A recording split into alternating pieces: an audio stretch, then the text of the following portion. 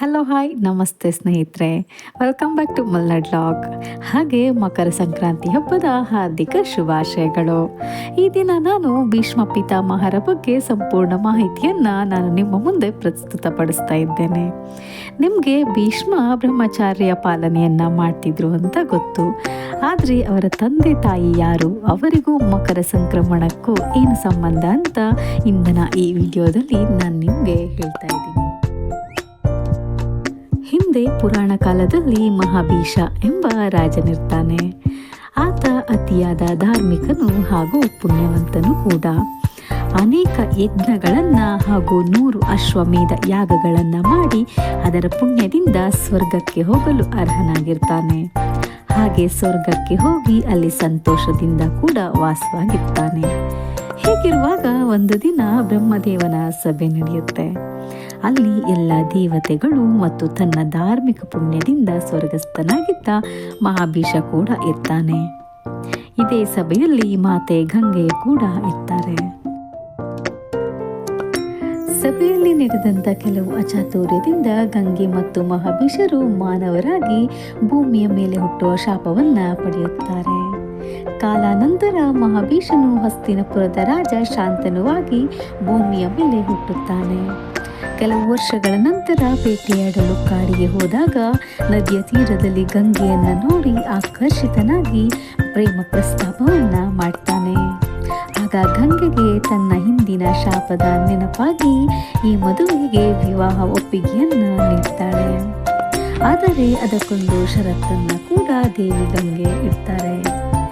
ಗಂಗೆಯು ನೀನು ನನ್ನನ್ನು ಎಂದಿಗೂ ಪ್ರಶ್ನೆ ಮಾಡಬಾರದು. ಪ್ರಶ್ನೆ ಮಾಡಿದ ದಿನ ನಾನು ನಿನ್ನನ್ನು ಬಿಟ್ಟು ಹೋಗುವುದಾಗಿ ಹೇಳ್ತಾಳೆ. ಇದಕ್ಕೆ ಒಪ್ಪಿದ ಶಾಂತನು ಗಂಗೆಯನ್ನ ವಿವಾಹವಾಗ್ತಾರೆ. ಅವರಿಬ್ಬರಿಗೂ ಒಂದು ಗಂಡು ಮಗು ಕೂಡ ಹುಟ್ಟುತ್ತೆ.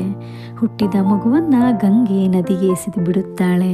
ಹೀಗೆ ಕ್ರಮೇಣ ಅವರಿಬ್ಬರಿಗೂ 7 ಮಕ್ಕಳ ಜನನವಾಗತ್ತೆ. ಆ 7 ಮಕ್ಕಳನ್ನ ಕೂಡ ಗಂಗೆ ನದಿಗೆ ಎಸೆದು ಬಿಡುತ್ತಾಳೆ.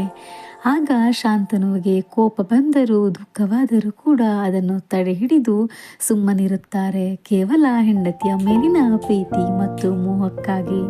ಹೀಗೆ 8ನೇ ಮಗು ಹುಟ್ಟಿದಾಗ ಅತಿಯಾದ ದುಃಖಿತನಾದ ಶಾಂತನು ಗಂಗೆಯನ್ನ ತಡೆಯುತ್ತಾರೆ ಮತ್ತು ವಾದಕ್ಕಿಳಿಯುತ್ತಾರೆ.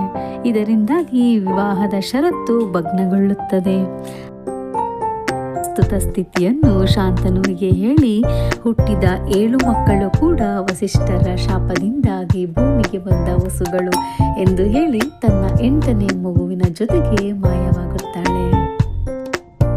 ಸರಿ ಸುಮಾರು 16 ವರ್ಷಗಳ ನಂತರ ಮರಳಿ ಗಂಗೆಯು ಭೀಷ್ಮ ಪಿತಾಮಹರನ್ನು ತಂದು ಶಾಂತನು ಮಹಾರಾಜರಿಗೆ ನೀಡುತ್ತಾರೆ. ಭೀಷ್ಮ ಪಿತಾಮಹರು ದೇವರ್ಷಿ ಬೃಹಸ್ಪತಿಯಿಂದ ಶಾಸ್ತ್ರಜ್ಞಾನವನ್ನ, ಋಷಿ ಭಾರದ್ವಾಜರಿಂದ ಮತ್ತು ಪರಶುರಾಮರಿಂದ ಶಸ್ತ್ರವಿದ್ಯೆಯನ್ನ ಕೂಡ ಕಲಿತಿರುತ್ತಾರೆ.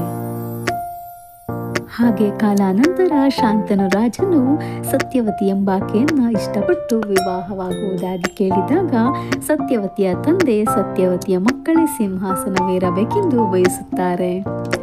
ಇದನ್ನು ತಿಳಿದ ಪಿತಾಮಹ ಭೀಷ್ಮರು ಆ ಜನ್ಮ ಪರ್ಯಂತ ಬ್ರಹ್ಮಚರ್ಯ ಪಾಲನೆ ಮಾಡುವುದಾಗಿ ತನ್ನ ತಂದೆ ಶಾಂತನುವಿಗೆ ಪ್ರತಿಜ್ಞೆ ಮಾಡುತ್ತಾರೆ. ಇದರಿಂದ ಇಂದಿಗೂ ಕೂಡ ಭೀಷ್ಮ ಪ್ರತಿಜ್ಞೆ ಹೆಸರುವಾಸಿಯಾಗಿದೆ. ತಂದೆಯ ಸಂತೋಷಕ್ಕಾಗಿ ಜೀವನ ಪರ್ಯಂತ ಬ್ರಹ್ಮಚರ್ಯ ಪಾಲನೆ ಮಾಡಿದ ಅತಿಯಾದ ಜ್ಞಾನ ವಿದ್ಯೆಯನ್ನ ಹೊಂದಿದ್ದ ಭೀಷ್ಮ ಪಿತಾಮಹರು ಕುರುಕ್ಷೇತ್ರ ಯುದ್ಧದಲ್ಲಿ ಕೌರವ ಜೊತೆಯಾಗಿ ನಿಲ್ಲುತ್ತಾರೆ.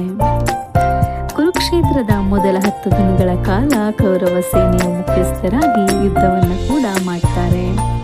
ಇದೇ ಯುದ್ಧದಲ್ಲಿ ಅರ್ಜುನನು ಶಿಖಂಡಿಯನ್ನು ಮುಂದಿಟ್ಟುಕೊಂಡು ಬಾಣಗಳನ್ನು ಬಿಡದಂತೆ ಭೀಷ್ಮರಿಗೆ ಹೊಡೆದಾಗ ಪಿತಾಮಹ ಭೀಷ್ಮರು ಬಾಣಗಳ ಹಾಸಿಯ ಮೇಲೆ ಬೀಳುತ್ತಾರೆ. ಸ್ನೇಹಿತರೆ, ಸ್ವಇಚ್ಛೆಯಿಂದ ಸಾವನ್ನಪ್ಪಬಹುದಾಗಿದ್ದ ಭೀಷ್ಮ ಪಿತಾಮಹರು ದಕ್ಷಿಣಾಯಣದ ಕತ್ತಲಲ್ಲಿ ಮರಣಿಸಲು ಇಷ್ಟಪಡದೆ ಸೂರ್ಯ ಉತ್ತರಾಯಣಕ್ಕೆ ಬರುವವರೆಗೂ ಸತತ 58 ದಿನಗಳವರೆಗೂ ಕಾಯುತ್ತಾರೆ.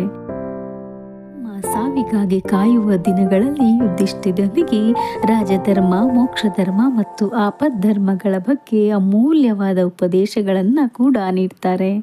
ಇಂದಿಗೂ ಕೂಡ ಅದು ಭೀಷ್ಮ ನೀತಿ ಎಂದು ಪ್ರಸಿದ್ಧಿಯಾಗಿದೆ. ಸತತ 58 ದಿನಗಳ ನೋವಿನೊಂದಿಗೆ ರಕ್ತಮಯವಾಗಿ ನರಳಾಡಿದ ಪಿತಾಮಹರು ಸೂರ್ಯ ಉತ್ತರಾಯಣಕ್ಕೆ ಬಂದ ಮಕರ ಸಂಕ್ರಮಣಕ್ಕೆ ದಯಾಮರಣವನ್ನು ಹೊಂದಿ ಸ್ವರ್ಗಸ್ಥರಾಗುತ್ತಾರೆ. ಸ್ವರ್ಗದ ಬಾಗಿಲೆ ತೆಗೆಯುವ ಈ ಹಬ್ಬಕ್ಕೆ ಎಲ್ಲರಿಗೂ ಶುಭವಾಗಲಿ ಅಂತ ಹೇಳ್ತಾ, ಈ ವಿಡಿಯೋ ನಿಮಗೆ ಇಷ್ಟ ಆಗಿದ್ರೆ ವಿಡಿಯೋನ ಶೇರ್ ಮಾಡಿ, ಲೈಕ್ ಮಾಡಿ, ಹಾಗೆ ನಮ್ಮ ಚಾನಲ್ನ ಸಬ್ಸ್ಕ್ರೈಬ್ ಮಾಡಿ ಅಂತ ಹೇಳ್ತಾ ಮತ್ತೆ ನಾನು ನಿಮಗೆ ಸಿಗ್ತೀನಿ ಮುಂದಿನ ವಿಡಿಯೋದಲ್ಲಿ. ಅಲ್ಲಿವರೆಗೂ ಟೇಕ್ ಕೇರ್, ಬಾಯ್ ಬಾಯ್.